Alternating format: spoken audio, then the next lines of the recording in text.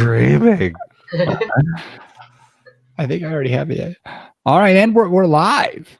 We're on YouTube too. We figured it out. Yeah, I got the YouTube figured out. We're there. We're live there. Hi YouTube, if you're watching, announce yourself. In the chat. Where are you? In the chat. In the chat. Yeah, don't just yell like we can't hear you. But type some shit. All right. Did you guys get a chance to look through the stories? Anything look good? Look interesting? Oh shit. Yeah. So Jeff didn't do any of them. No, I did. But now I have to remember. I'm just happy Annie's here. All of a sudden I forgot we had a job to do. Yeah. I swear, John, we talked about some aspect of the Canada, like you have to charge like a certain amount per beer. Like I feel like we've talked about something like that before, like and I know this is year. Yeah, they had that $1 a beer challenge a year ago. I saw that there was a fan that got banned from the Cleveland Browns, who is saying he wasn't even at the game. Millennials are drinking more because they're having kids now. I think that's fair. I think we can all talk about that. Yeah. I think that one's kind of on point. Yeah, I think that's on brand. And then phylloxera in Walla Walla. Data doesn't lie. Those are all those are the things we're going to talk about last week, but didn't. Yeah. And then I sent you guys something in GroupMe, and I didn't expect it to be there, but I was just thinking about how there are some wineries that are now filing lawsuits against cannabis processing plants using racketeering law, like federal racketeering laws, and claiming that the smell from the marijuana is seeping into their grapes, and they're losing customers, like they can't sell their grapes. So that was something I saw. If you wanted me to throw that in there. Yeah, go ahead. And then so they're not it's a cannabis processing place, or they're just growing? It's cannabis growers. Like there's a bunch of different wineries that have started like filing lawsuits under federal racketeering laws because I guess the idea is and the pollution of the smell is like one thing, but it's because it's still federally a crime, you can label growers as being a gang, essentially. And so there are other stipulations that go there because they're doing illegal things. I think that was the big takeaway from that. Let me see if I can find that real quick. All right, Annie, anything you want to focus on tonight in particular? Well, I did my homework and I read all the articles. So, no, I loved the Canadian one. I thought that was amazing that, they're just so goddamn nice up there, Even all right, let's do that one then. Okay. Yeah, I liked that one a lot. That one sounds a little bit more in our wheelhouse than debating the legalities of growing weed next to a winery and racketeering charges. And I mean, that is interesting. You're right. I hadn't heard about that, but which article was that, or that's just one you found? Here, I'm gonna drop it in right now. Okay. Yeah, he didn't. Sorry, y'all. This will be the first article Jeff Solomon has posted in like 6 months. Hey guys, you're all wonderful. I love this. I do this for free every week. Just right here. Let's see. What's this bullshit? Okay.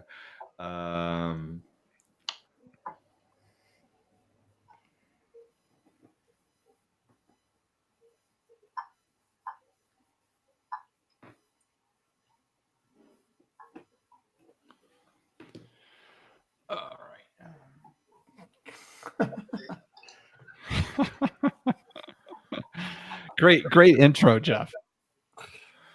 You like that? I think that's wonderful. You do that exact exact way. What's the byline? Whale Taint Johnson. Okay. All right, you guys ready to get this going? And Annie, you don't have to go feed any kids or anything like that before we get started. There. All right. We're good to go. I'm loudly talking in the room next to them, but yeah. Then it won't be the same urgency as last time. I had forgotten about that. That was awesome. Just a sheet. Be right back. All right. All right, dudes. All right, Solomon, you good? Yeah. You got it in there? Yes, I do. Okay. We're still not talking about it. We're not talking about it, but it's there. All right. All right. Everybody set? Everybody ready? Yes. No. Too bad. Here we go. Hi, guys. I'm LC May with Clyde May's Whiskey, and you're listening to the We Like Drinking podcast, where you never drink alone, and you're drinking Clyde May's Whiskey. You're really enjoying yourself. At the sound of the tone, the official We Like Drinking time will be 5 o'clock. Commence consumption. Yeah. Love how I jack it up every single week. All right, just going right with the music. Hey, wait. Yeah. Don't Tell make him. me kick you out. Tell him. Ooh. Here we go.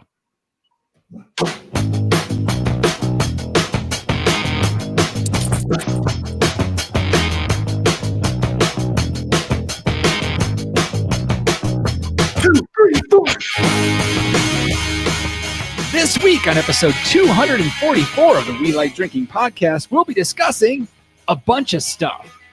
A bunch of stuff. Because our old pal Annie Wolf-Pautsch from SC Brew Cruz is with us. So crack open your beer, uncork that wine, and let's get drinking!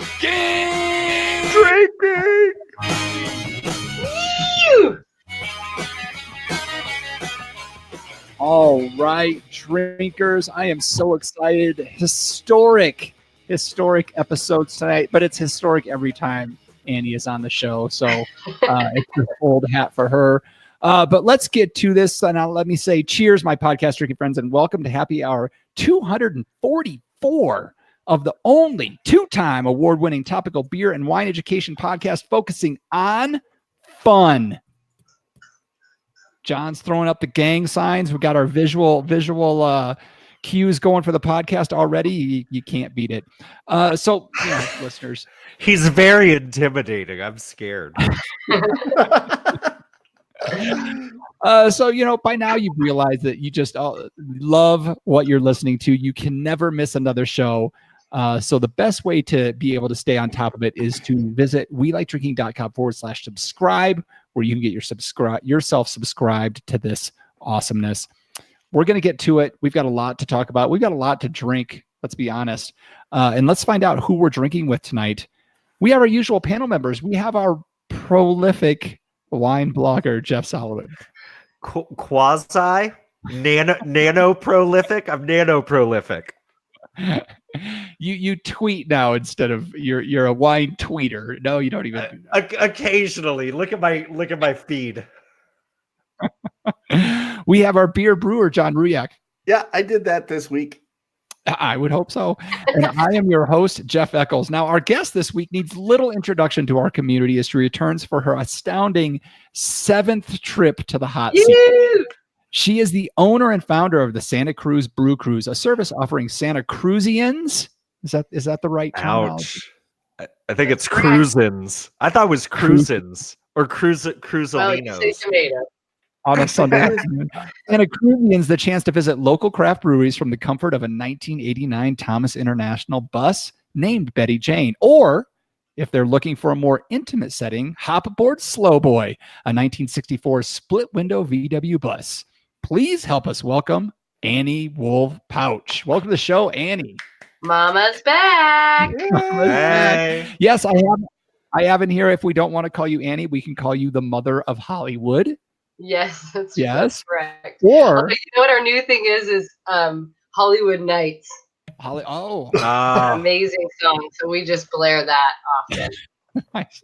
Or if we want to go a little further down the rabbit hole, Cruising for a Bruisin', we could call you. Yes, which I'm full of bruises because I've got a biter on my hands. Oh, I'll let you guess which one it is. It's Can't you just turn at that age? You just turn them around to aim them towards the other one. Just bite that way. Yeah, no, that's begun as well. We'll just have them bite each other before we're getting kicked out of preschool. The joys of parenthood. All right, before we get into this, I assume we're all drinking something. So let's find out what we've got. John, what are you drinking there? I am drinking the Idaho 166 to 121. What is that? The Idaho 7 single hop IPA. Oh, yours. Yeah, from Lizard Tail. Yes. All right. Solomon. You know, I found myself in an area of San Jose that is near and dear to my heart today. I call that area South Campus. Anybody who's familiar with San Jose State, the main campus is in the heart of downtown San Jose. But then as you travel down 7th Street towards the county fairgrounds, you'll see Spartan Stadium right there. And there's a bunch of warehouses in that area. Everything south of the 280, because everybody knows the layout of San Jose. I was in that area because that is where the UPS service center is, because one of the things that sucks about being on the show is sometimes people send us wine, and sometimes my wife doesn't do her job by being home when they go to deliver the wine. So I got to go down to this weird warehouse to pick up my wine. But while I was there, I said, hey, I think there's a bunch of breweries in this area, and I pull out the old thing called Yelp. I know John loves Yelp. I pull out the Yelp, and I look up breweries, and Hermitage was a few steps away from where I was, but they didn't open for a half an hour, and I got to beat that shitty traffic back to Gilroy. So I went right around the corner to Strike Brewery, and I picked up something that, and I did this on some level in honor of our friend Annie Wolf-Pautsch. While this is obviously not a Santa Cruz beer, Strike also has imaging rights to a bunch of Santa Cruz skateboard logos. This is their Screaming Hand Imperial Amber Ale. It is a 7.5% alcohol by volume amber ale. And after that, if I have space in my belly, is the Big Wall Imperial Stout coming in at 9%. I will say, by the way, the Screaming Hand, you're paying for the cool Jimbo Phillips design on the can. The beer's all right. It's okay. Okay. Awesome. Annie, what do you got? I am preparing for Oktoberfest and drinking the Sierra Nevada collab with Bitburger Brewery, which is, Google tells me, the third best-selling beer brand in Germany.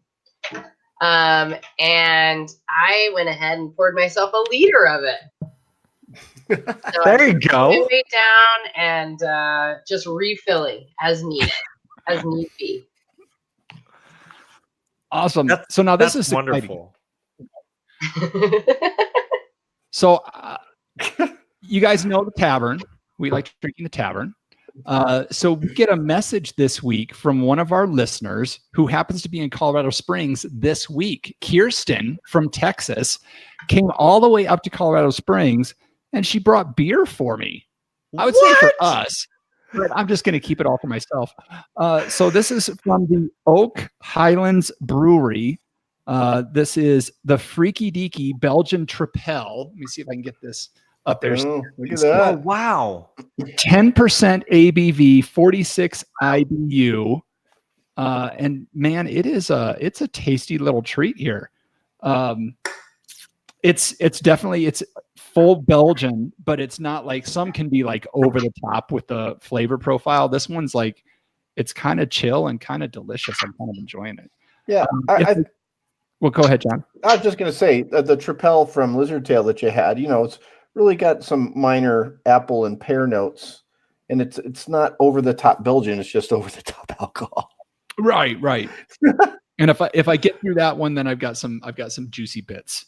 There you go. Well, that's nice. I'm just, and I think this is wonderful, Jeff, but sometimes it has to be all about me for a second. I feel like we have a large contingent of listeners who live in the greater Bay Area. Not a one of you has called me up and said, "Hey, can I bring you some beer? You don't think I want it? Fuck you guys. Quit listening to the show if you're not bringing me beer. Come on. You hear that? Next time you're passing through Gilroy, you gotta stop. That's right. Just stop at the garlic wine stand and well, actually don't. But hit me up. Bring me some beer, everyone. Please. You need to get one of those large fake Hide-A-Rock things. Keep it out front of the gas station. It's got to kind of be a boulder. So Annie, conspicuous boulder. Annie, you're braver than me. Whenever I get a big glass like that with beer in it, I'm always afraid I'm going to break my tooth on the glass. Are you? Well, I guess that does make me brave. It's not a worry of mine. My arms and forearms are getting super strong with these babies right now. So this glass honestly feels very lightweight. It's kind of refreshing. I tell you what, it's the best. Whenever you give one of those glasses to John and fill it with beer, it takes him 5 minutes, but eventually he starts drinking again because he gets his mouth guard in, and then he feels comfortable drinking the mouth guard the whole time. Yeah. Something about those things. I'm always, banging my teeth on the glass. Yeah, no, I'm sure there's several incidents that happen during Oktoberfest with these large mugs. Have you seen the or maybe you've been to Oktoberfest, but with the women that are carrying 6 or 7 in each hand? Those are large glass steins full of beer.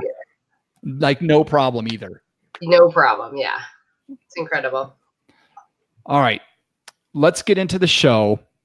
First, we got to test everybody's wits with a little bit we like to call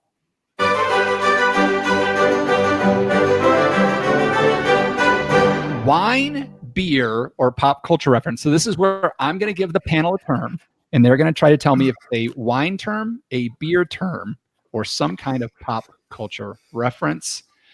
The term this week is kreuzening.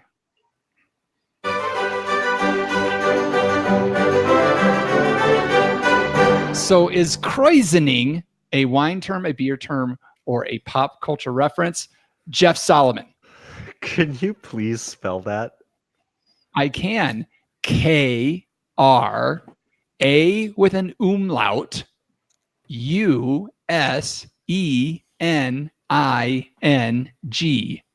Kreuzening.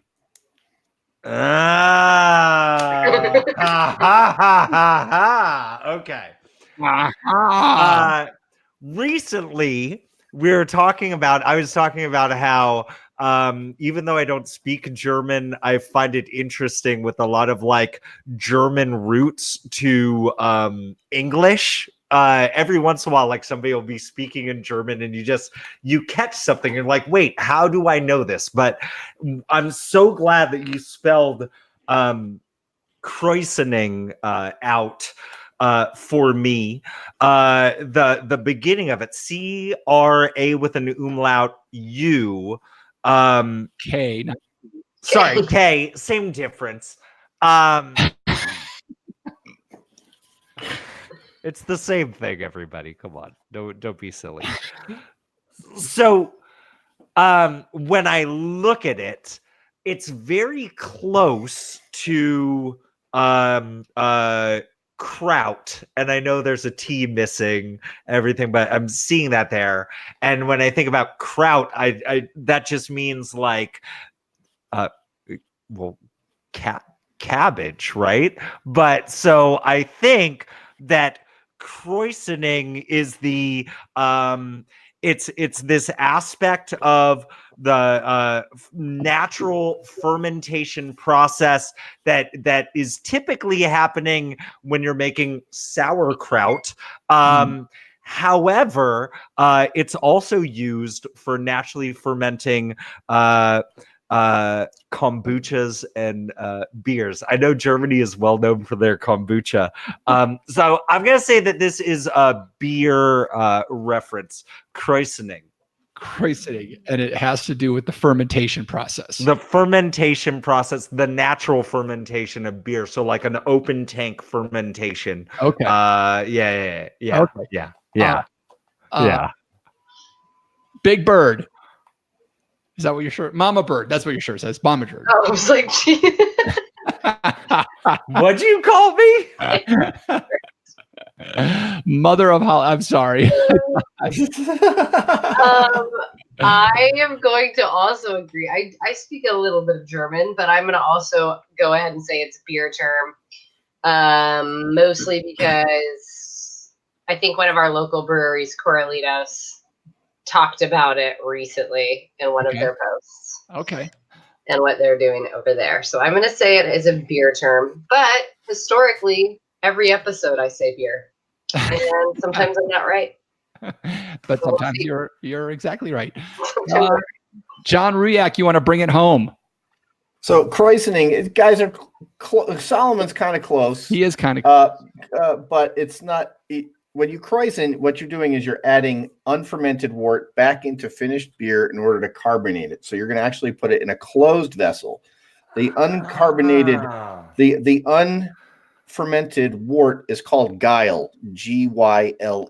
And there's, depending on the original gravity of the beer and how much you make, there's a very specific equation for how much guile you have to put back into the beer to krausen it. It's in a closed fermenter in order for it to capture the CO2 and carbonate the beer. So it's actually like the real style, like when I first got my Mr. beer like 15 years ago, and you would just add like a little like simple syrup or some table sugar to like prime your bottles, essentially. It's interesting though. You start talking about guile, and I wanted to change it. I think krausening is he's the bad guy from Street Fighter 2. Guile versus krausening. but it's interesting that the foam that raises up on your fermenter in the fermenter is called the krausen. Mm-hmm. So why, I don't get it, but maybe krausening, you're creating foam in the beer, so it's kind of related a little bit. I don't know. It's because you're grabbing the krausen, you're grabbing that high something beer when the krausen, because then when the krausen would get to a certain level, that's when they knew it was ready for the krausening. I see. Okay. So are we ready for a real quick second hit of grape wine, beer, or pot? I thought it was my turn this week, and I went through all kinds of gyrations to come up with something. Save it for next week. No, but I can't because it applies to Annie. Oh, you know what's interesting? It could be like the tagline for a horror film. It's like we like drinking. Part 7, the krausening. Okay, hold on. It's krausening.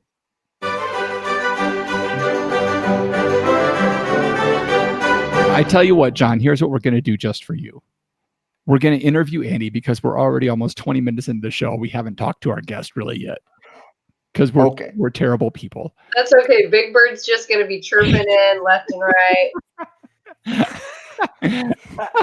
How's Mr. Snuffleupagus doing? I will rightly never live that down. So we're going to interview Annie, and then I'm going to put it in here. Wine, beer, pop culture reference to Part two. Part two. Yeah. Part Okay. two. All right. So we're going to come back to that. So Annie, welcome to the show. Thank you. It's Good like to I've have never been on before. I know. It's almost like you came on expecting some professionalism. Well, I already recognize the new platform. So a whole lot going on at the SC Brew Cruise. You've got Slow Boy, you got your original, you got Betty. Yeah. Right? All right. Have you added any new breweries since the last time you were on? It seems like you guys have you added quite a bit into the rotation. Yeah, so I added Fruition Brewing, which just opened in July, technically, down in Watsonville. They're awesome. And then Woodhouse Brewing will be on the public tour when they open, hopefully end of October, but we'll see with permits. Let's see, I celebrated 5 years in business in July, which Congratulations. Thank you. It was awesome. We did the revamp of the 3-year at Shanty Shack. It was a really good time. And turned the bus into a big dance party photo booth.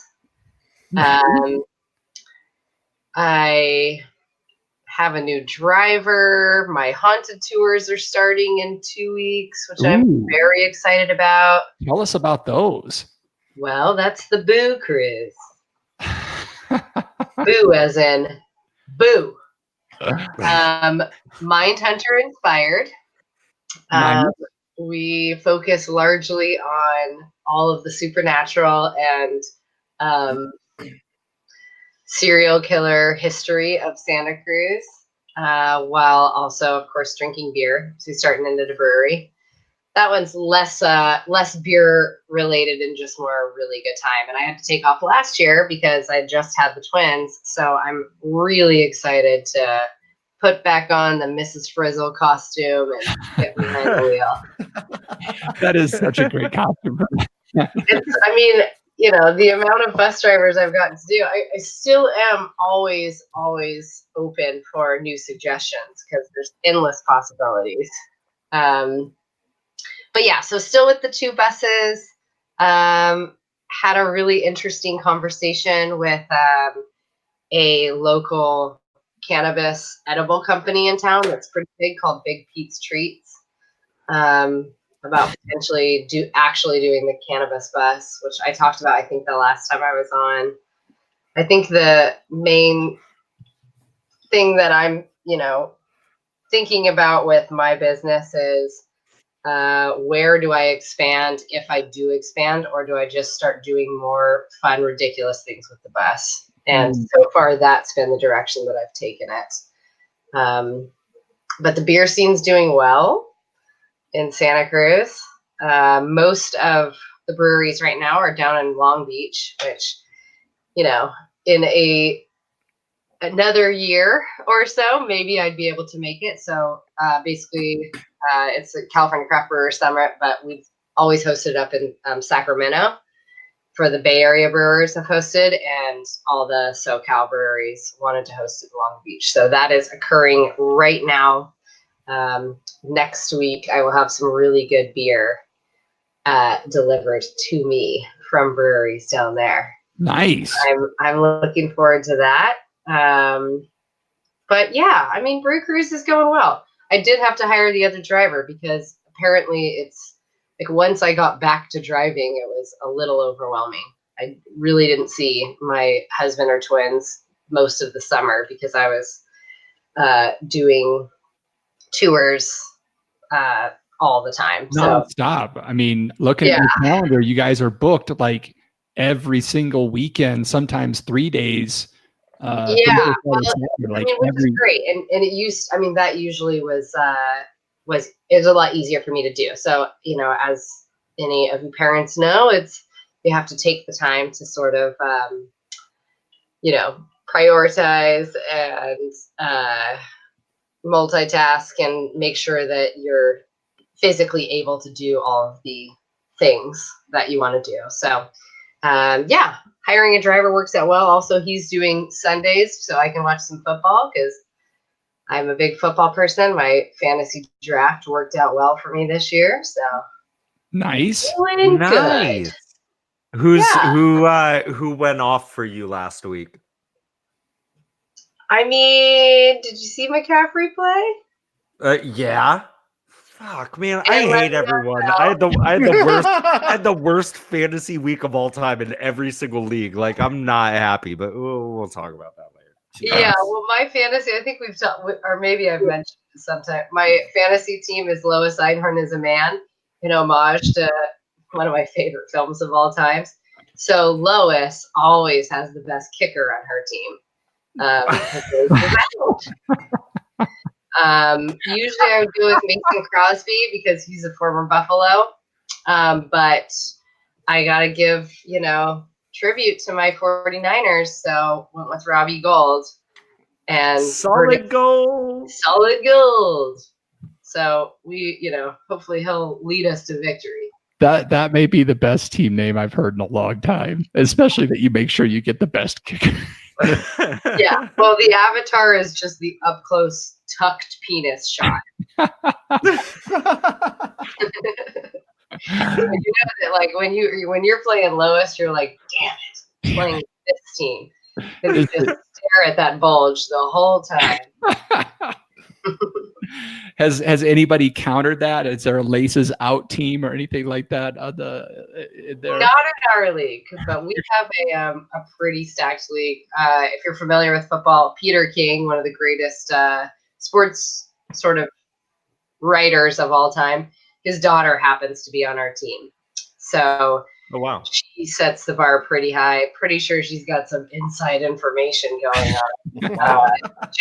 Just a hunch. But it's competitive. It's the same people every single year. So awesome. Yeah. John Ruyak. So it was interesting. I got or Dan got in the mail this hop passport. Mm-hmm. And I was checking it out, and I guess they were marketing to Dan to see if he wanted to be part of it because there are no New Mexico breweries in it. But I was just, you were going to be on the show, and I checked out some of these things. And Strike Brewing Company is actually in this hop passport. And I guess if you show up and you get like $2 off a pint and stuff. Do you see people carrying these around on your tours and stuff to go? And there's a couple of them in here that you go to, I think. Well, so I actually, one of the first times that I talked to you guys, and it was very advantageous, like my first year out, or maybe it was like a year or two or something. I'd started the Santa Cruz Beer Trail, and we'd done a passport. We did a successful passport for 2 years with local artists, and all the breweries were involved, and it was awesome. It just became way too much work. And then at the same time, the sort of Bay Area Brewers Guild was formed. And so individual beer trails didn't have as much traction as like the full Bay Area thing. And again, like I didn't have the time to make it a bigger thing. But that's funny that your passport for New Mexico, so it's like a nationwide one or what? They've got a couple of like breweries in here in like New York and Minnesota and Oregon, just a couple of them, a couple in Denver and Boulder. So I think they're trying to make it more.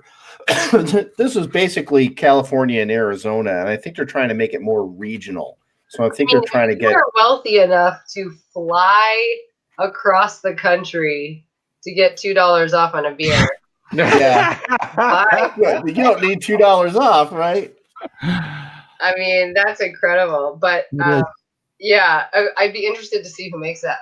Actually, there's one in Boulder that it is like a nationwide, and they're in a bunch of different cities, and they do bars and breweries, and it kills, and everyone buys it and uses it.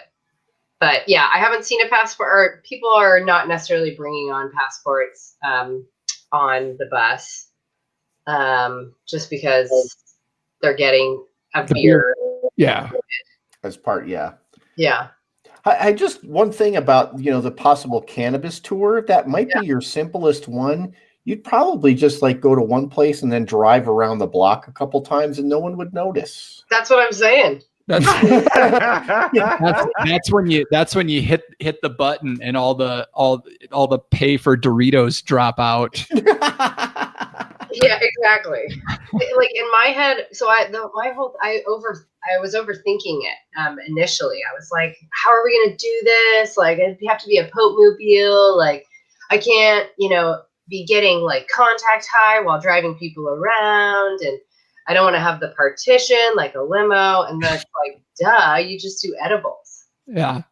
So everyone just like feasts while they're on the bus, and we go and explore a farm. And that's why this company, which I hope they're not like, it was a casual backyard barbecue conversation we were having just because the owner happens to be a good friend of mine's family friend. But now everybody knows. But yeah, I mean, they were stoked on it because that's their wheelhouse, is these edibles. So that's what we were thinking, was like, do the edibles. Although in Santa Cruz, the license just passed to have cafes. Oh, wow. Really? So like just straight up like the Dutch coffee shop that you could go to. And yeah, I think it's associated with the dispensary. So it's not just like Charlie Hong Kong's like back room. But Charlie Hong Kong's back room is actually just called the parking lot. And there's a lot. Really? So cannabis cafes. Yeah. Just everybody. I mean, you have to change your podcast here to We Like Drinking / smoking. It's interesting. It's interesting how often cannabis has become a subject matter on this show, just because it's like every other week we're hearing from breweries and wineries that are trying to deliver their new thing. I've recently been reading a lot about I think they're called Two Roots Brewery out of San Diego, that's working on a nano emulsion technology. So you drink a beer, not just a hoppy water like Lagunitas, but a beer infused with THC, but because it's nano emulsified, it doesn't go through your liver, so it passes through your body as quickly as it would have been if you had smoked it. So you don't get people like who ate too many brownies who are freaking out on your bus for 8 hours. So right. It's so funny. It's so weird how it went this way. I wrote down one question, and it was, are you going to start doing weed tours? And then all of a sudden you guys start talking about all this stuff. I guess what I would wonder then is, you do charters for folks, right? Like I know that like you'll drive somebody out to a winery if they wanted to go there. Have you had people in the past request to take you to dispensaries or anything like that? Or no, not yet. And you know what? That's an interest. If you're out there, you can request it.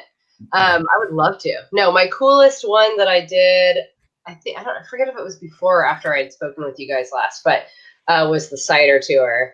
As far as like doing sort of outside of the beer thing and wineries.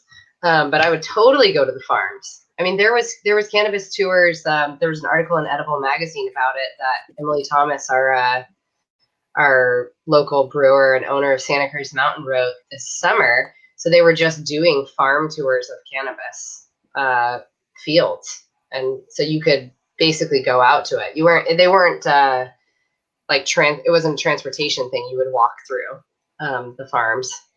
But no, yeah, I think people probably wouldn't ask because they think that we wouldn't do that. But as long as you're not crossing state lines to do it, I think you're fine, interstate, right? versus interstate. Oh yes. Oh. Speaking of nano emulsified, pretty sure your White Claw episode last week White Claws are also a nano emulsification. Right through you. The beverage that won't be named.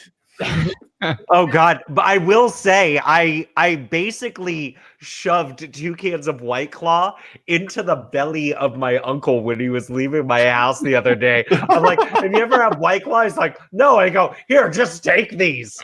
Yeah, you're like, hey, take one of these to sober up for your drive home. No, this has been like the summer of White Claw and that fucking song Old Town Road.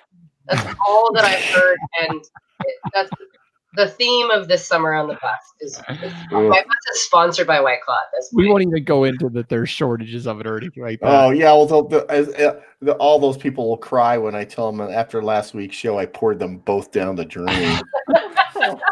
So can I got it.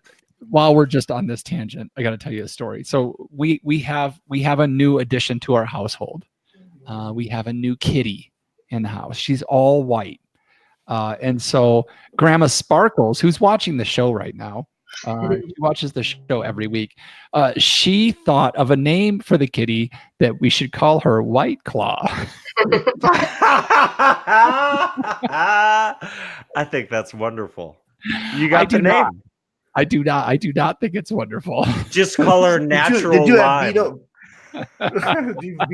have veto power over that one? Yeah, as long as her nickname's not Pure, because the Pure White Claw stuck. Oh, I luckily I haven't tried those. Luckily. That White Claw, there's a local celebrity, if you want to call him that, in Santa Cruz, called White Tiger. Who's this, like, 6'5" white dude with blonde, sort of Jerry Curl-esque hair, who wears a white tiger thong and just appears at social occasions. Everyone, and like people freak out when he shows up at places. And I just saw him at the Crow's Nest beach party this summer, just like right in the center of a whole bunch of older women cougars, and drinking a White Claw, and it was just like, what's happening? Like, it was very meta. That dude's got to rock the White Claw. That right there, I miss Santa Cruz so much because I remember like all the wonderful characters, the Birdman, the guy playing basically violin on a saw, all that shit. Like, I miss that place. It's good times. Good place to go. Good place to visit.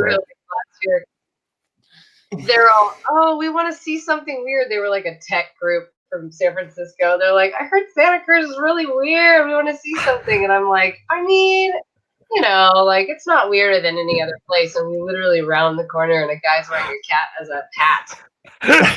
I was like, well, never that. But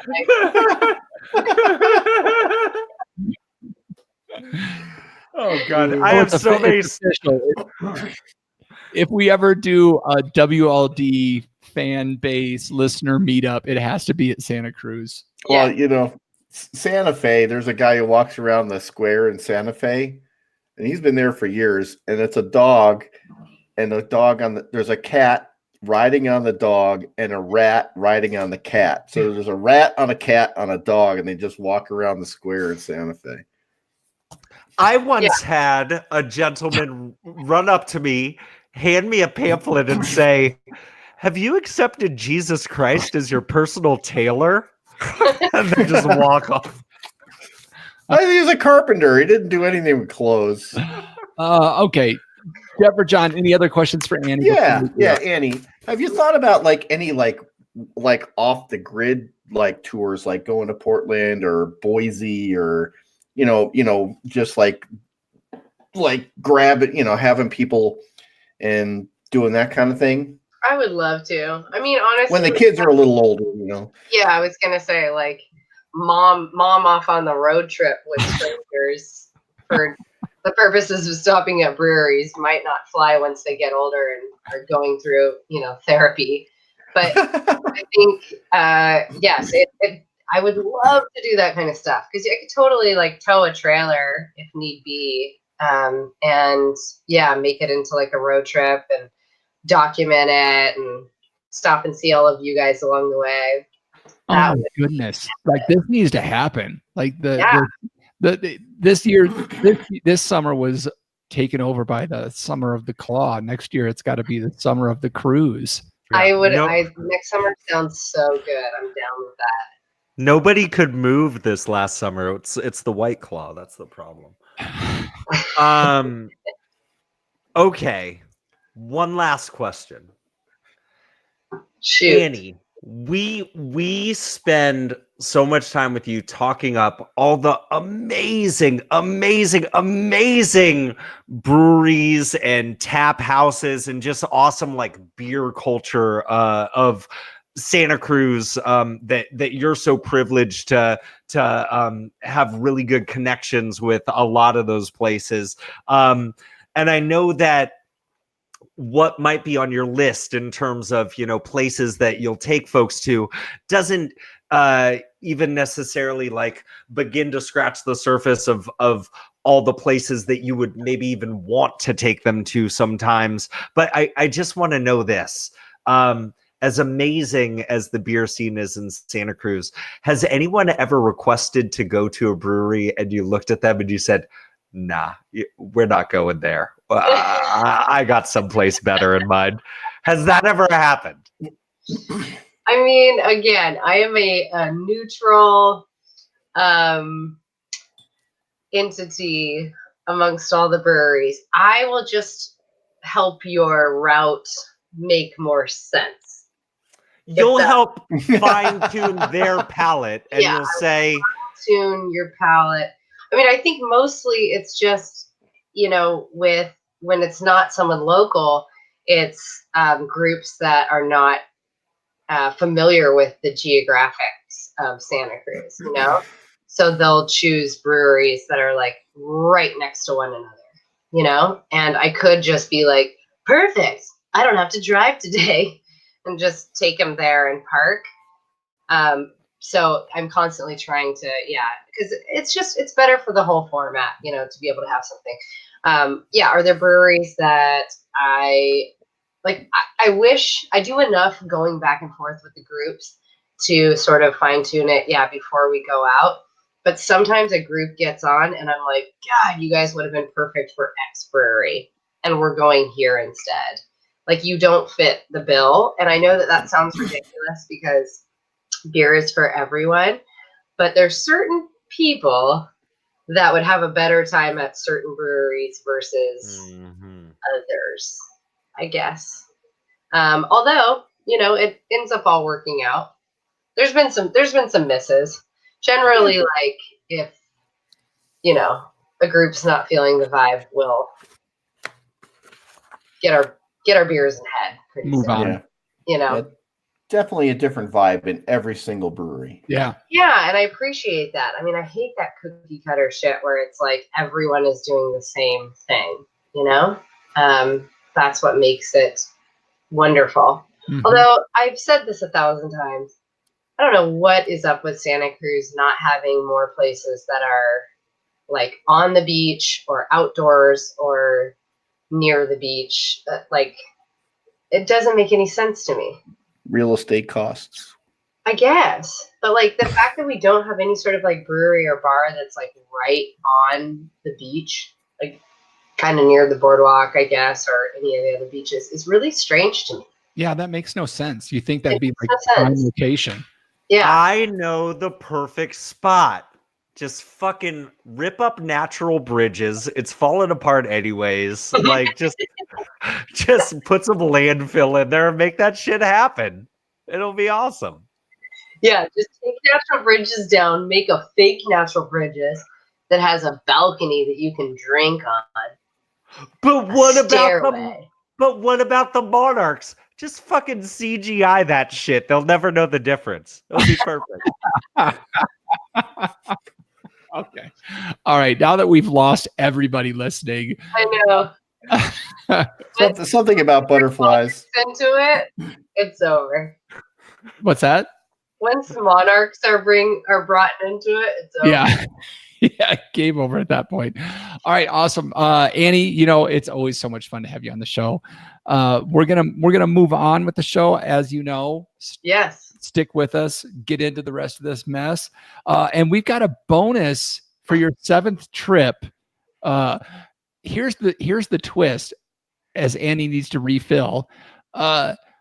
Big bonus. We're going to have 3 wine, beer, or pop culture references. Jeff Solomon, get ready for later on. But right now we're going to Wine, beer, or pop culture reference part 2.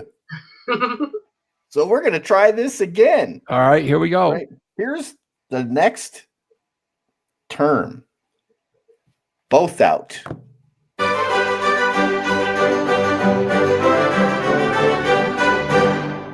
Both out. Both out. Will you Both spell out. that? Is it 2 words hyphenated? BOTH-OUT.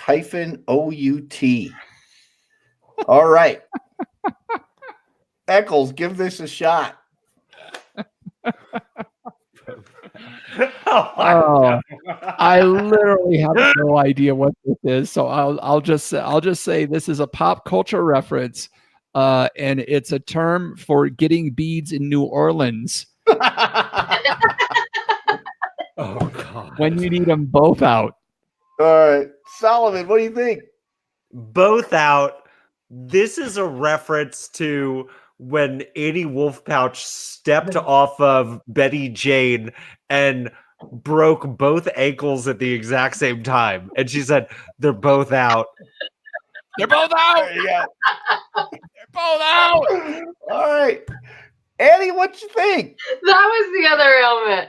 Right now it's the rash. There was the one time I was sick and drinking the hot toddies, and then the ankles. The ankle, yeah. There you go. God damn! I ruined myself in anticipation of being on the show. I'm gonna say both out is a pop culture reference to Trump's cabinet every week.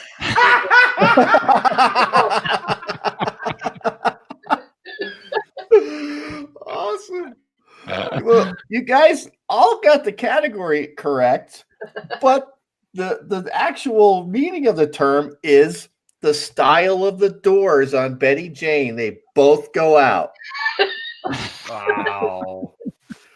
There's 3 styles of doors on buses. There's the jackknife, which folds. Oh, There's the in-out where they both go they go opposite directions, but Betty Jane has both outs. That's amazing. I did not know that. Sorry, cut you off, Annie. What were you saying? It's okay. I thank you so much. I did not know that reference, John, and now I will make sure to let everybody know. Both out.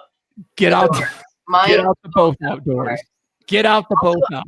I realized I actually say both with an L in there when I say that word.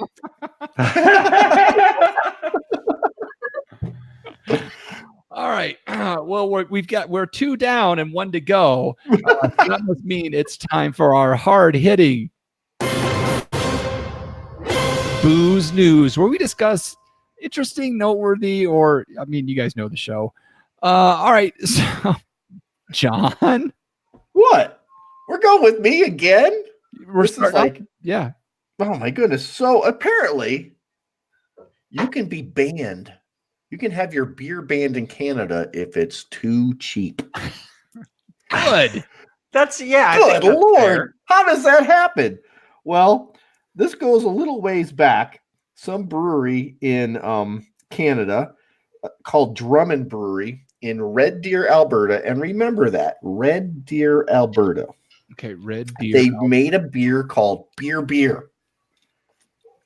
Beer And it Beer was fun. by Philip Drummond of Different Strokes. There you go. Unfortunately, it was illegally too cheap to send to other provinces in Canada. It was fine for them to sell it for $10.80 a 12-pack in Alberta itself. But once they started selling it outside of Alberta, say to Saskatchewan or Ontario, that's when the proverbial shit hit the fan.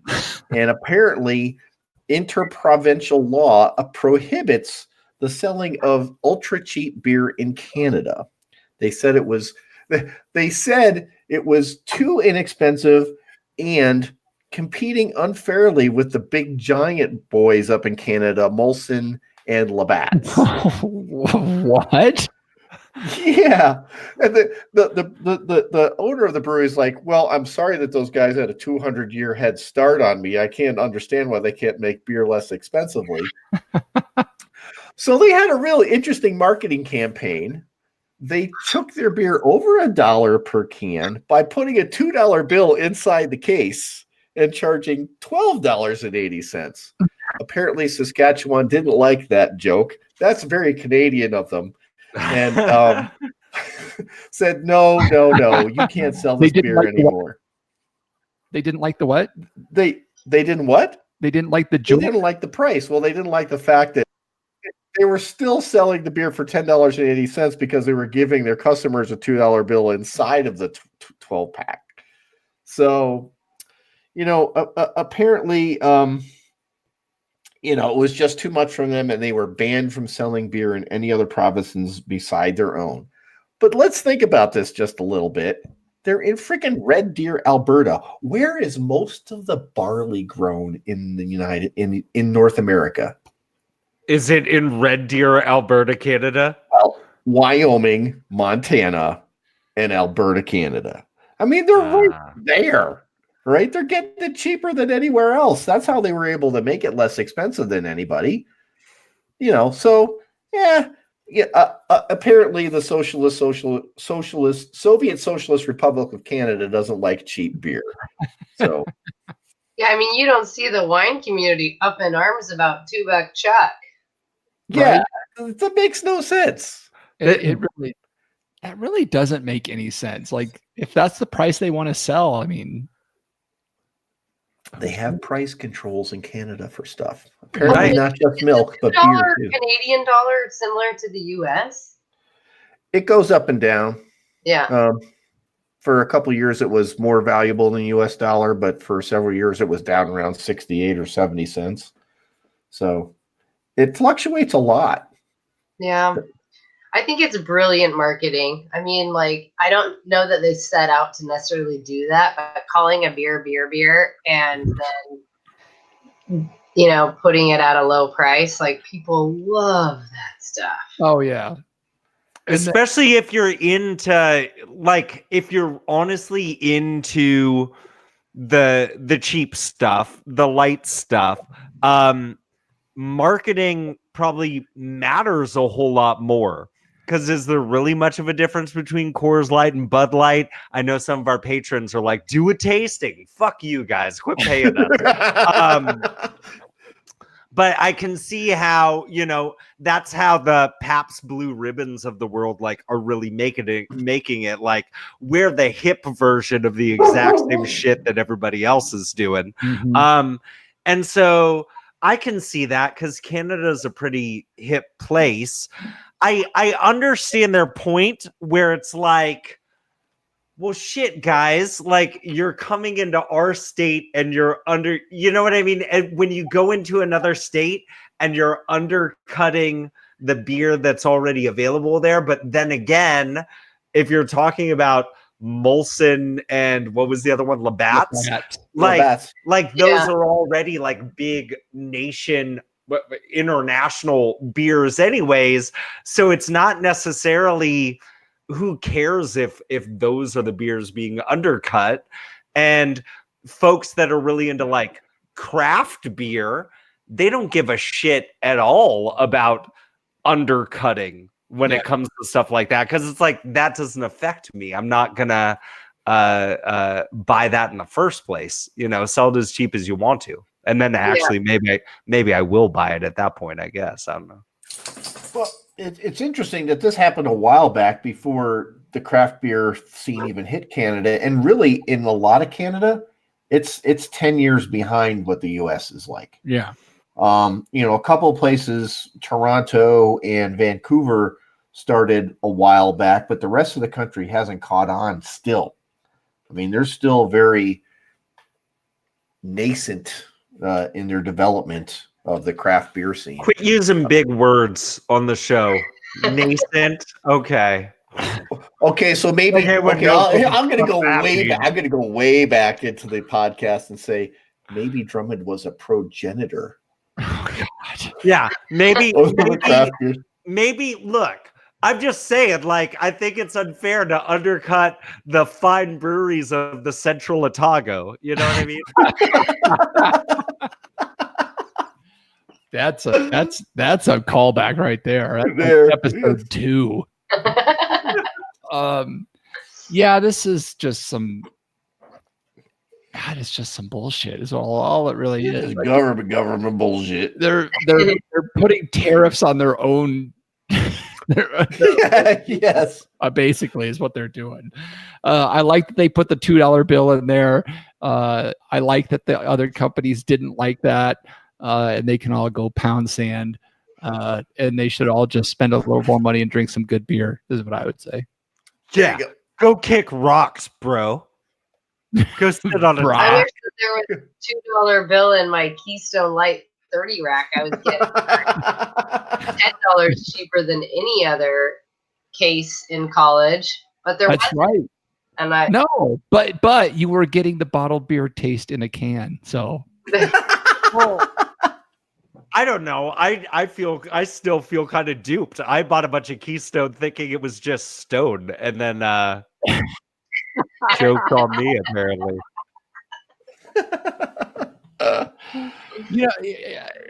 Annie, is it with the breweries that you go to? Is there a big price difference for a pint of beer between them all, or is it relatively similar between all the breweries? It's pretty similar. I mean, outside of like a happy hour or something, but it's like I mean, everything is like $6 to $9. Yeah, fuck you, Canada. Be more like us. Yeah, a lot of the breweries. I mean, it's like if you go to Prague, like you're getting beers for like $3, $2. There's a Belgium, same thing. Like there's a lot of breweries that I think wish that they could sell beer for cheaper. And there's some good happy hours actually in town. But yeah, I mean, you have to be all, I guess, competitive. And then the taxes and how much it costs to make beer, and everyone's getting all of the local grain. I mean, mostly from Alameda right now, Admiral Malt, and so it costs a little bit more, and it's all the things. Yeah. Yeah, I'd say the cheapest beer in town right now, it's a Humble Sea does like a $3 off happy hour. Oh wow. 7 and 8 p.m., which is amazing because That is amazing. they've got really great beer, and 7 to 8 p.m. is, I feel like, a prime time for a lot of people. I don't know. Prime time. That's a hell of a Yeah, prime. who can actually make it to real happy hour? Like that's bullshit. Like people that go to real happy hour don't work. 3 to 6. Fuck you. Yeah. No, I'll tell you, Dick Pouch is happy hour king of Boulder, Colorado, and he is there at 3:01. And he has consumed all of the deals and then is happily in bed by 8 p.m. And the free snacks and the All the snacks. He free knows snacks. which place has the snacks. Okay. Yeah. So does All right, California have laws about how cheaply you can sell a beer? Because in New Mexico, you can't sell it for less than what it costs you to make it. That's a good question. I don't know that. I mean, I know that there's a bunch of laws about giving out free beer. Yeah. Yeah, we can't do that. Can't do that. I would. I try. Yeah, I would make the argument. I would just charge whatever the hell I wanted to, and then I would say, well, actually, no, that wouldn't work. Okay, fuck it.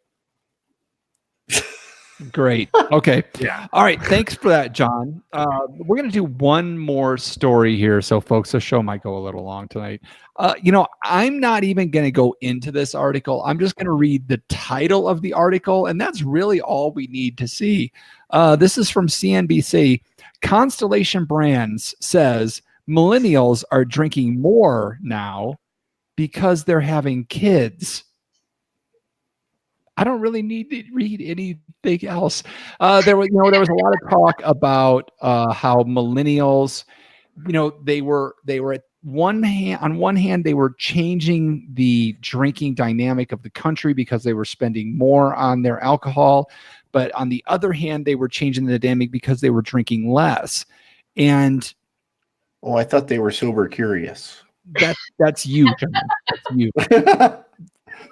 They were, but so things, the way it has panned out is they were waiting longer to have kids. I think is really the takeaway from this is earlier generations had kids younger, so they were drinking earlier.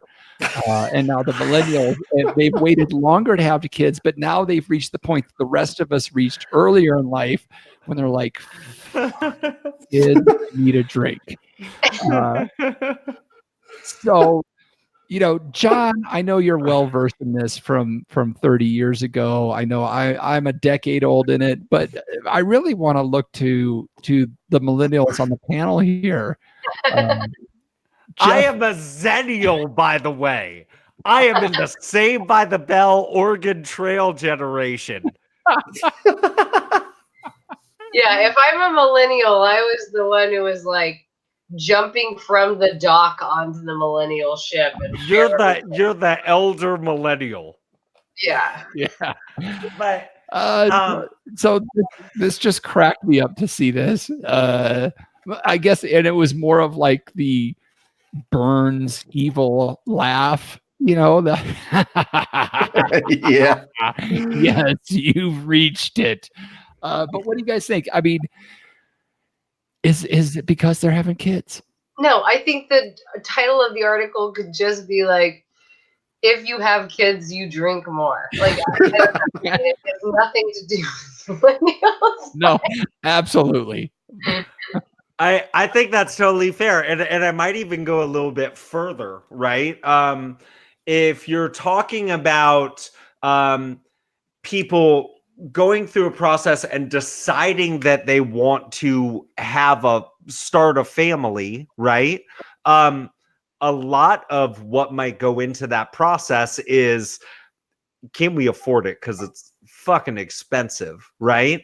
And so there is this part where it's almost like an indicator of like, you have a little bit more money to spend at the time, a little bit. And so you're kind of settled into your careers and everything else. And so you're having kids. And then, yeah, the kids just drive you to drink more of it. I know the big thing back in the day was like, yeah, millennials are drinking more expensive, but they're also drinking less frequently because it's like, well, I'm going to save up for this one really nice bottle of wine. But now it's like, get me the box. Get me the I know our buddies Jeremy and Rhea from the Felton Covered Bridge, who I think are like traveling. Where are they right now? They're in like Amsterdam or something. I went to high school with them. Yeah, we're like, yeah. I literally just texted with Rhea today. Yeah. So Jeremy was on our softball team this spring and summer. And yeah. At least he's not on a volleyball team with you. That guy sucks. But let me tell you something else.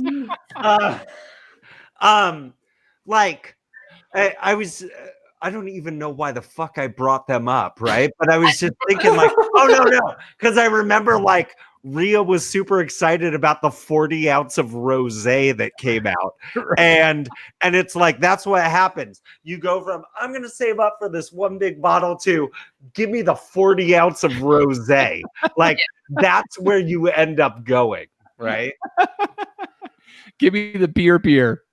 Yeah. Just give me something right now. That's what I want. Or in Rhea's case, all the white Zinfandel. Yeah. Oh. I love that you were friends with them. That's amazing. Class of 97. What? Yeah, we wouldn't have made it through a softball game if Rhea hadn't have been there with her white Zinfandel because she was basically holding babies on the sideline while we participated in games. So Annie, as the most recent parent on the panel, and it's a bit weird for us because we're all in the industry, so to say. But have you noticed a change in your drinking behavior from pre-Hollywood to post-Hollywood? Yes. Yeah. I mean, I think even the last time, well, first of all, they turn 1 next Tuesday. I am proud to say that I have nursed them the whole time, which has been an incredible feat. Nice. For my body and also drinking ability. So I'm right on the, cusp of being able to sort of get my groove back on, if you will. But the funny thing about like drinking now versus then is that I take it way more seriously now. I have to drink less, but I want to drink more. Yeah, like whatever. And now it's like, do not take a sip of my beer. Like I'm having all of that. Like we're staying for another one.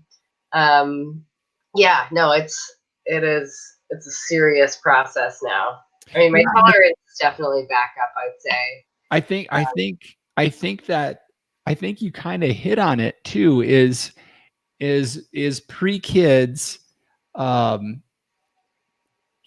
out for a drink is not a big deal, right?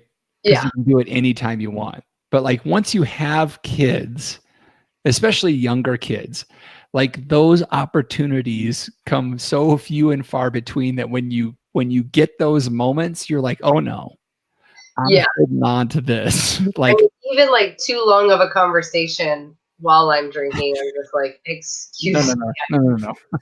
You're interrupting my sip time.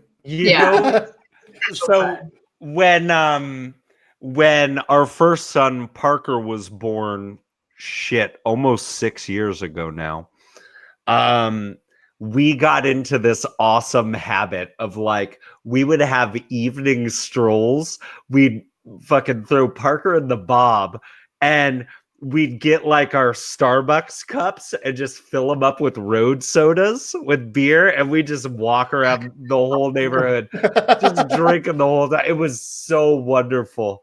I cherish those moments. I mean, the twin strollers got 4 cup holders, first of all. Everyone at Ocean View Park at this point probably doesn't even think there's babies in there, and it's just like our boots, like shopping cart. We're both homeless with the amount that we're cruising down there with 4 open containers. Like, it's like I'm a bag lady at best. Yeah, it's all about roots. I think the other thing about it, again, has nothing to do with millennial or anything, but just parenting and drinking, is that at least in my head, I feel totally justified to really do whatever I want because I'm busy parenting and have twins. So it's like, if I do have an open container strolling down the street and you did want to stop me, I'd be like, excuse me, sir. Yeah. Do you see this? No, I have a legitimate reason here. I've got some buddies. Before I had kids, I didn't get it, but now I do. I remember like we'd meet up with them at like a festival or something like that. And like in the bottom of their stroller, they just straight up have a cooler with beers. And they just be like, drink it just the whole time. And they're like, no one's going to stop us. We've got children.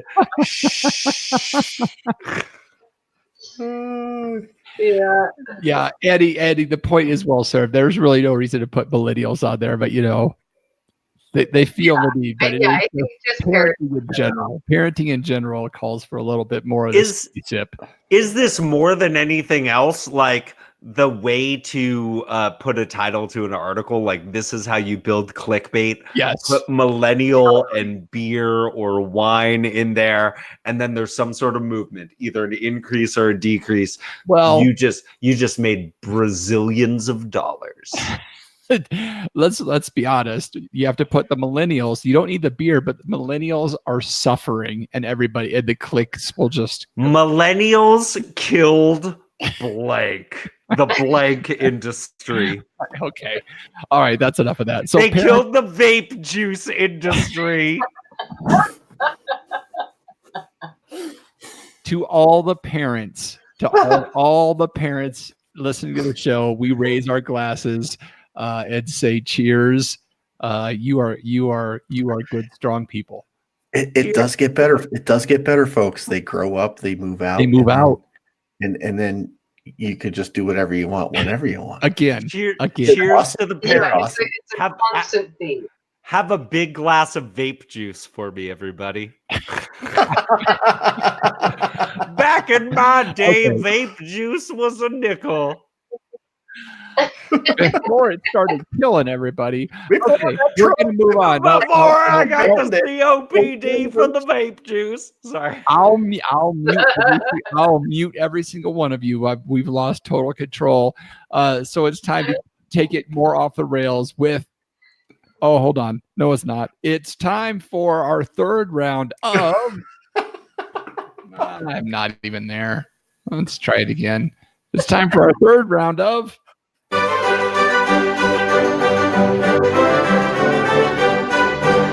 Wine, beer, or pop culture reference. I can't believe this is like record breaking here. I'm going to give this panel a wine, a beer, or a pop culture reference term. They got to figure out which one it is. The term this week is Agunbawale.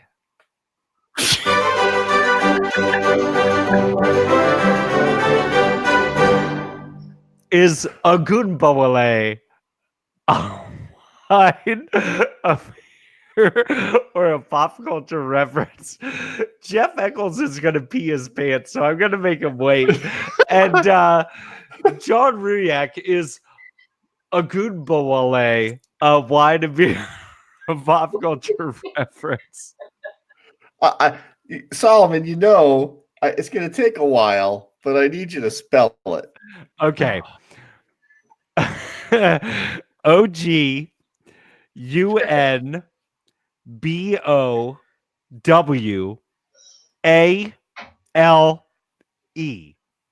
Agunbowale. Okay. So at first I thought it was some sort of strange relative to creme brulee. But no, I'm going to think this is a wine term, and just the way it's spelled, nothing else. I'm going to think it's of African origin, and it's some sort of wine made by mixing milk and the blood of a water buffalo or something like that. And I've seen that. I'm not. They make fermented stuff out of that kind of thing. And I'm not discounting that. I'm not mocking anybody's culture at all. I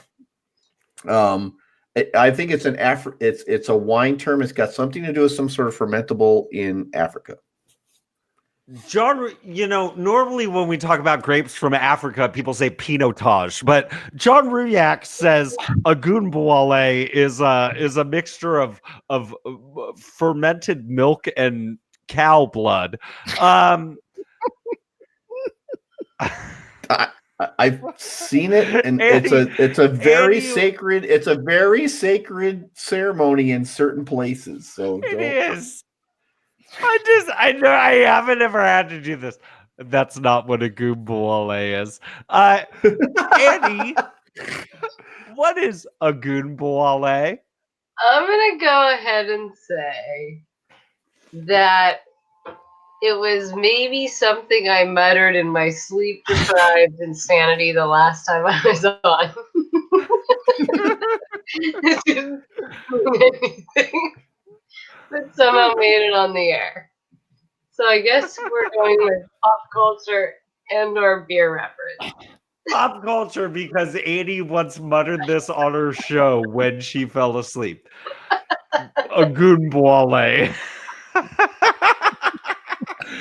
Jeff Eccles, what is a I goonbwale? am going to say quickly that this is a pop culture reference and it's some kind of sports reference. I'm guessing it's going to be something football related, maybe somebody that Jeff Solomon picked up on his team or something like that.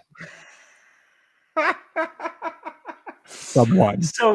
So I guess Annie and Jeff are right. It is a pop culture reference.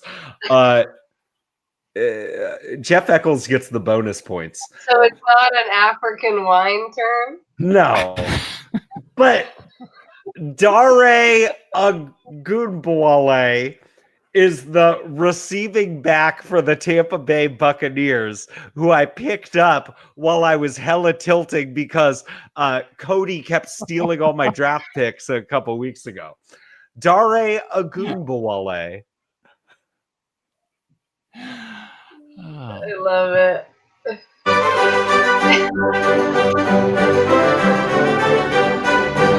He's a running back. He's a what? He's a running back for the Tampa Bay Buccaneers. I The can't worst believe we have team to in the NFL besides the Miami Dolphins. I can't believe we have to go from that to this, but here we go. Bum, bum, bum, bum, bum. Jeff Solomon. Hey, so yeah, the first week of the We Like Drinking Fantasy Football podcast is in the books, and I have to say that there were some nail biters here. This year we opened up the super flex position where people could start a quarterback, a second quarterback if they wanted to, or really any position, and the numbers this first week have skyrocketed. I do need to give a shout out to John Ruyak, who scored 203 points against Natalie from Watsonville, who scored 109. Like, that was just the blowout of all blowouts. Congratulations on starting 3 Titans. Good luck for the rest of the year, bro. Yeah, I know. Good luck.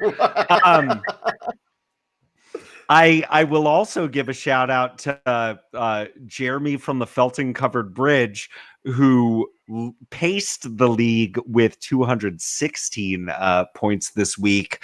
Really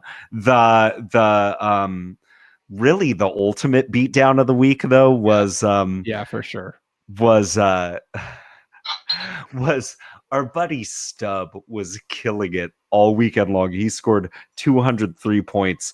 And then it was on Monday night, all of a sudden, our mutual friend, Rhea, all of a sudden, on Monday night, pulled ahead. She won 204 to 203 this week. So congratulations to Rhea. And I don't know, some other shit happened too. But have you seen my whiteboard, Jeff Solomon? Can you see? Oh, wow. Oh, that's awesome. Yeah. So Jeff Eccles and I faced off against each other this week. Eccles did score 166 points to my 121. Congratulations for starting Deshaun Jackson this week. He's a boomer bust wide receiver. Yep. You're gonna have a week like that, like once every now and then. Every like 5 weeks or so. That's awesome. Yeah. Congratulations to you. You're the best. And Jamison Crowder surprisingly like really did well for your team. I'm really not scared at all. It's week 1 and shit like this happens. Here it is. You know, here it is. It's a long season. The theme, it's not a long season. It's actually a very short season. The theme here is be cool, bro. It's week 1. Like, shit happens. It'll be all right, dude. Yeah. My squad is solid. I won the draft according to Yahoo. I don't see how shit can go wrong. I'm gonna be just fine. There you By go. the way, Annie, how's your team? It's pretty good. Yahoo did not give me a very good report card. We're doing fab rules. oh, how much did you blow your budget on McCole Hardman this week? I've not blown my budget.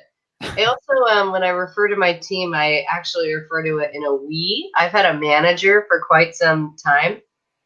It's a friend of mine that is too stressed out to ever play fantasy football. So he likes to manage from the sidelines, which works well with my current lifestyle. And then I get to keep the money. Oh, that's amazing. Perfect. That's even better. I love that. By the way, look forward to this upcoming weekend when I show John Ruyak head-to-head why starting 3 Titans at the same time is a bad idea. Congratulations. The Titans are going to win 3 games this year, and you lucked into one of them. So, the other 2 are coming in weeks. All right. We're going against The other 2 are Cleveland. coming in weeks 16 and 17, and those won't count for you, man. Awesome. Congrats. Great Kiss job, my everybody. ass. Looking forward to a great season. Let's move on to, if we're talking about Fantasy Football League, luckily for everybody listening, it means it's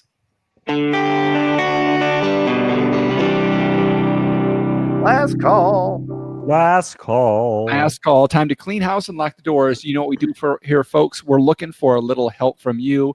John Ruyak, if the people are looking to follow us on the social media platforms, where is the best places they can do it? Well, you got Twitter.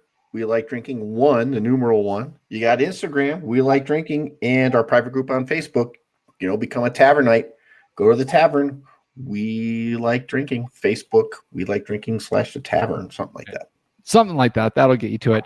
Annie, if the people want to follow SC Brew Cruise on the social media platforms or the interwebs, where is the places for them to find you? You said it. scbrewcruise.com. Brew Cruise. Type in brewery tour. Type in Santa Cruz. Type in Wolf-Pautsch. Type in We Like Drinking. Best guest host ever. But Instagram is always a good way to follow us, as I use that a lot more than Facebook. Go on the website if you do want to get one of these very limited Boo Cruise tickets, because they sell out and it's only 4 Wednesdays the month of October. Oh, so snap them up quick. Snap them up. I do have to say, Annie, we really should apologize to you.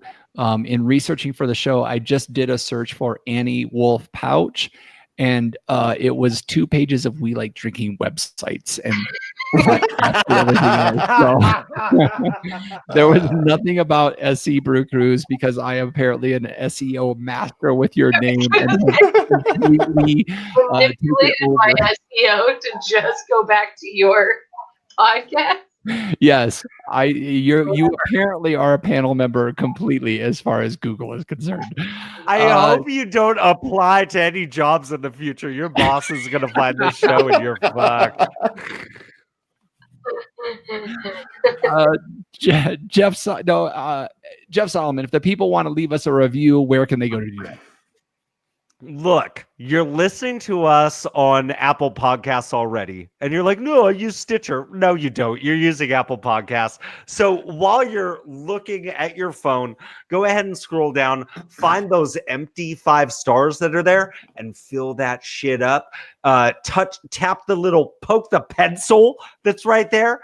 Write a review of an honest review of how amazing the show is, how the show healed your gout, and we'd love to read about it on the show next week. We love you guys. Thank you so much. And if you've done all that and you feel like contributing a little bit to the show, considering becoming a Patreon of the show by visiting WeLikeDrinking.com/pledge. You can also find the show notes for this episode with all the links to the stories or mentions we had at WeLikeDrinking.com/episodes. Oh my goodness. Every time Annie is on, we go hella long and we don't care because we have so much fun with her. But it is the time of the show where I get to say, okay, panel, let's take one last trip around the table and get some final thoughts before we shut off the lights. John Ruyak is not there. Well, I'm right here. Oh, there you Oh, go. I was gonna couple of quick points. Doppelstück, the Kreuzening. And he needs to come up with a double broken ankle special. And more importantly, folks, it's Wednesday. Never forget. Never forget. Hashtag never forget. Jeff Solomon. Yeah, so we were talking about kids earlier, and then even before that, there was another conversation that got me thinking about what happened just 4 nights ago in my very house. Parker's getting all riled up around bedtime. It's time to go to bed, and he's just in a mood. He's been in kindergarten all day. He's just fired up. He's getting fucking homework assignments in kindergarten. Kindergarten? Yeah. And so, anyways, I put him down to bed, and he's just in a bad mood. And I start walking downstairs, and he yells across the house, "And another thing, Daddy! Everybody loves the song Old Town Road. I love the song. Everyone in my class loves the song. First graders love it. Sixth graders love it. My teacher loves it. And the principal loves it." So apparently it's a popular song. Oh, Annie Wolf-Pautsch. Any final thoughts before we let you run away from possibly the biggest train wreck episode that you've been on? Well, this train just continues to go off the rails. First of all, congratulations on the We Like Drinking success. Thank you for having me on again and again. It is obviously such a highlight that my body goes into full anaphylactic shock. Jeff Sullivan, congratulations on your upcoming child. I hope everything goes smoothly. Never forget today. And yeah, I guess I'll see you guys soon. And Prost. Auf Wiedersehen. Prost. Awesome. And Annie, it is always such a treat to have you on the show. It's always such a train wreck, but it's our favorite kind of train wreck just because it is like, it's a little bit of a reunion. It's a little bit of a family reunion, best friends reunion that we all get together and just have fun. And it's so much fun to have you on, and we love it. And we look forward to number 8 soon to have. I know, pleasure's all mine. Number 8, maybe we'll be doing in person. Who knows? It's building. Maybe it'll be it'll be on the bus going around and around the block while you're doing the cannabis tour. Yeah, which dispensary is it? We'll just all be laid out. Yeah, it's Big Ben. Kids, Big Ben. Big Ben Parliament. And with that, I'll say thanks again for joining us at the We Like Drinking podcast, where you'll never drink alone. You cut out. I missed it, but I got the fist bump. Oh my Lord. I love every minute of that. That was a total hot mess, but I loved it. All right. Viewers, we're an hour and a half in, so I'm sure you are probably passed out at this point. So we're going to go ahead and drop you from the stream, if I can find the right spot for it. Live streaming has ended. Not yet. Hold on for it. Bye, Jeff McKinney. I forgot to say that shit. Bye, Jeff McKinney.